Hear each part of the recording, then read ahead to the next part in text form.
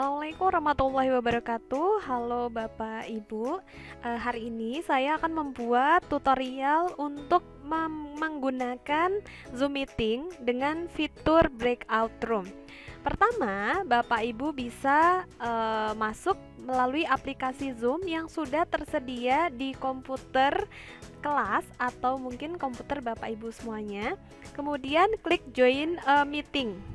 Nah, setelah klik join a meeting, Bapak Ibu bisa memasukkan meeting ID yang sudah diberikan oleh sekolah untuk setiap kelas. Bisa dilihat di grup atau di kelas masing-masing. Untuk join meeting 11 IPS 1, ini misalnya adalah 837 910 1146. Nah, kemudian pastikan ini adalah nama kelas karena sewaktu kita mengajar, kita mewakili atau kita menjadi guru di kelas tersebut. Kemudian kita klik join. Nah, setelah kita klik join, kita masukkan meeting passcode-nya.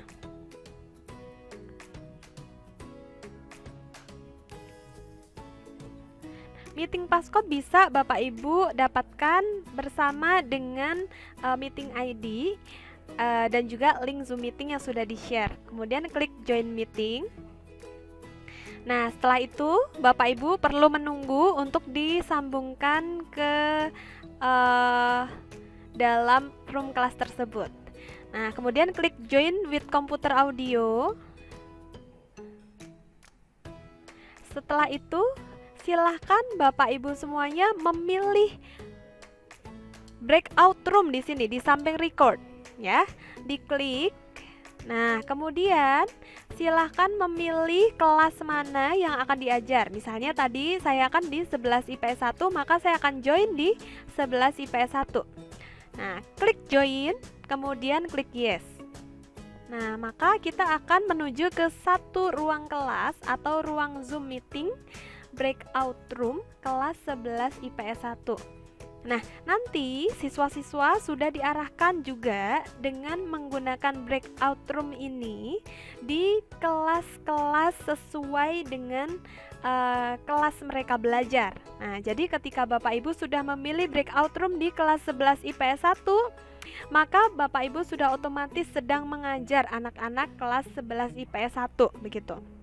Nah, untuk kemudian menyalakan mikrofon, Bapak Ibu bisa menggunakan ini fitur ya, fitur dengan gambar mikrofon ya. Kalau untuk mematikan mikrofon juga bisa diklik. Nah, oke, bisa diklik lagi untuk menyalakan mikrofonnya. Untuk video bisa diklik start video. Dan juga bisa dimatikan juga. Nah, kemudian untuk mengetahui berapa siswa yang sudah hadir di room meeting tersebut, Bapak Ibu bisa klik partisipan.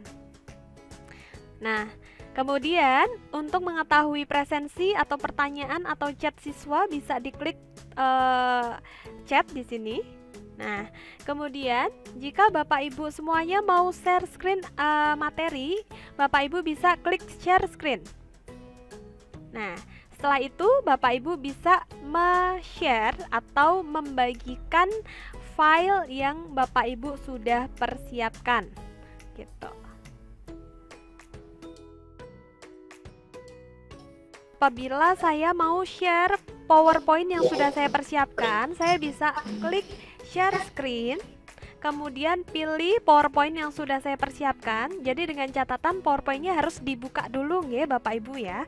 Nah, jadi ini dipersiapkan dulu, sudah dibuka, baru kemudian ketika kita klik share screen di sini, sudah ada PowerPoint yang tadi kita sudah persiapkan.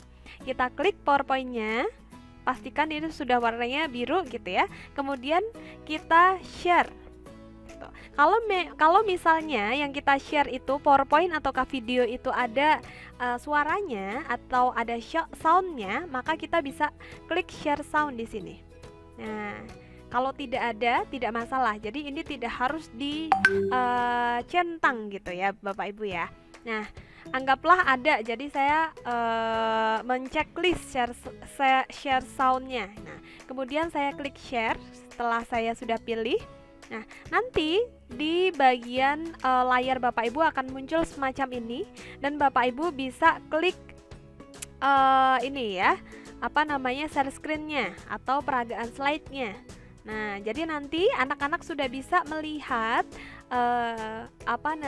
layar pembelajaran atau PowerPoint yang sudah Bapak Ibu tampilkan. Nah, Bapak Ibu bisa langsung menjelaskan di sini. Nah, kalau misalnya mau menghentikan atau mengakhiri share screen-nya, bisa diklik bagian atas stop share. Nah, nanti akan kembali. Nah, Bapak Ibu akan kembali ke kelas utama gitu ya, layar utama yang mana Bapak Ibu bisa melihat siapa saja siswa yang sudah join. Bapak Ibu bisa mematikan atau mute gitu ya partisipan apabila partisipan itu terindikasi menyalakan soundnya atau berisik dan mengganggu pembelajaran begitu. Caranya bagaimana? Caranya Bapak Ibu bisa klik partisipan dan kemudian nanti di bagian sini Bapak Ibu bisa mute siswanya gitu. Atau nanti bisa diklik mute all gitu di bagian bawah. Nah, ini karena kebetulan saya belum menjadi host, jadi saya belum bisa mute atau mematikan suara dari siswa gitu. Tapi kalau misalnya besok Bapak Ibu di hari Senin, mulai hari Senin itu nanti sudah akan otomatis dijadikan co-host.